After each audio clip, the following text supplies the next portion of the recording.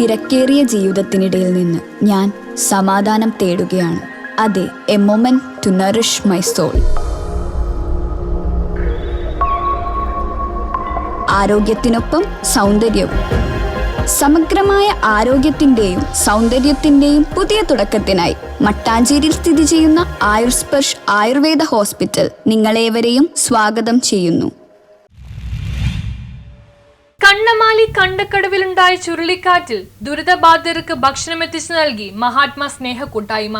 കണ്ണമാലി കണ്ടക്കടവിൽ ഉണ്ടായ ചുഴലിക്കാറ്റിൽ ദുരിതബാധിതരായവർക്ക് ഭക്ഷണം എത്തിച്ചു നൽകി മഹാത്മാ സ്നേഹ കൂട്ടായ്മ. 15ഓളം വീടുകൾക്കാണ് ഇവിടെ നാശനഷ്ടമുണ്ടായത്. 5ഓളം വീടുകൾ പൂർണ്ണമായും തകർന്നു. വില്ലേജ് ഓഫീസർ അജയ്കുമാറിന്റെ നിർദ്ദേശപ്രകാരമാണ് മഹാത്മാ സ്നേഹ കൂട്ടായ്മയുടെ നേതൃത്വത്തിൽ സൗജന്യമായി ഭക്ഷണം എത്തിച്ചു നൽകിയത്. റംസാൻ വ്രതം എടുത്തുകൊണ്ടാണ് പാചകപ്പുരയിൽ പാചകം ചെയ്യുവാൻ മഹാത്മാ ഭാരവാഹികൾ എത്തിയത്. കേരള സ്റ്റോറികൾ ഉള്ള കാലഘട്ടത്തിൽ മനുഷ്യസ്നേഹത്തിന്റെ കഥ പറയുന്നവർ മതത്തിനും രാഷ്ട്രീയത്തിനും വർണ്ണത്തിനും അതീതമായ പ്രവർത്തനങ്ങളുമായാണ് മഹാത്മാ കൂട്ടായ്മ രംഗത്തെത്തിയത്. ചെയർമാൻ ഷമീർ വളവത്ത്.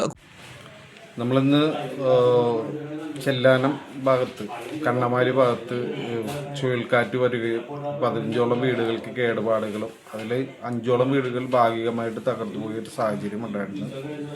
അവർക്ക് ഉച്ചയ്ക്ക് ഫുഡ് വേണമെന്നും പറഞ്ഞ് തഹസിൽദാറിൻ്റെ നിർദ്ദേശപ്രകാരം നമ്മൾ മഹാത്മാ സ്നേഹ കൂട്ടായ്മ അവർക്ക് വേണ്ടി ഇന്നൊരു ഫുഡ് ഒരുക്കണേണ്.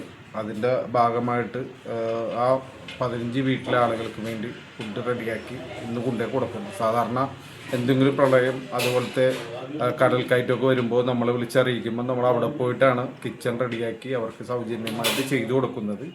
ഇത് കുറച്ചായതിൻ്റെ പേരിൽ നമ്മൾ കൊച്ചിയിൽ തന്നെ ഇട്ട് ഫുഡ് റെഡിയാക്കിയിട്ടാണ് അങ്ങോട്ട് കൊണ്ടേ കൊടുക്കുന്നത്.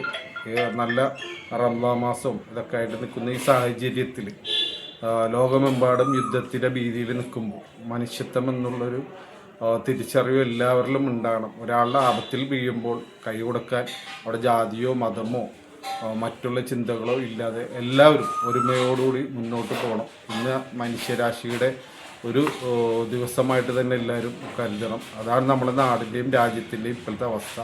എല്ലാവർക്കും സമാധാനമുള്ളൊരു ജീവിതം ഉണ്ടാകട്ടെ എന്ന് പ്രാർത്ഥനയോടെ. കോർഡിനേറ്റർമാരായ റഫീഖ് ഉസ്മാൻ സെറ്റ്, അസീസ് ഇസാഖ് സെറ്റ്, സനൽ ഈസ, സുജിത് മോഹൻ എന്നിവർ നേതൃത്വം നൽകി. News bureau, Kannamaly.